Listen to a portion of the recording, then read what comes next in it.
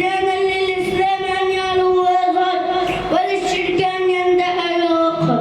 طابت به طيبة من بعد الغداء أشرق ما قد كان منها أسودا. وقد جعل الفاروق عمر رضي الله عنه من الهجرة بداية التاريخ الإسلامي ومستند الوقائع والأحداث.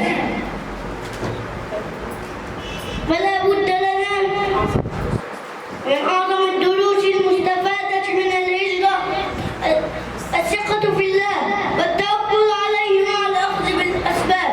قال تعالى: إلا تنصروه فقد نصره الله إذ أخرجه الذين كفروا ثاني اثنين إذ هما في الغار إذ يقول لصاحبه لا تحزن إن الله معنا فأنزل الله سكينته عليه وأيده بجنود لم تروها وجعل كلمة الذين كفروا السفلى وكلمة الله هي العليا والله عزيز حكيم. فإن كانت الهجرة من مكة إلى المدينة قد انقطعت فإن الهجرة من وحل المعاصي إلى رياض الإيمان لم تنقطع فطول الطريق.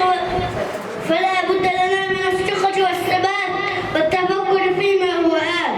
اللهم اجعل عامنا الجديد عام خير وبركة ونصر وتمكين للإسلام والمسلمين واختموا لنا برضوانك وليس من نيرانك وارزقنا هجرة إليك وارضى بها عنا.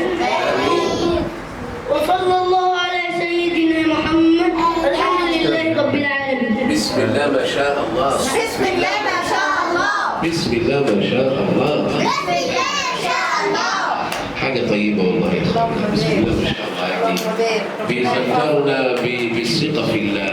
ما شاء الله. السن ده يقول لنا ثقوا في الله، ثقوا في نصره، ثقوا في تأييده، ثقوا في عطائه، ثقوا في الله. ثقوا في الله مع بداية العام الجديد إن شاء الله.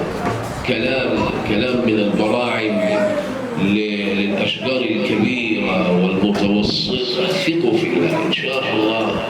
ألا إن نصر الله قريب بإذن الله تعالى.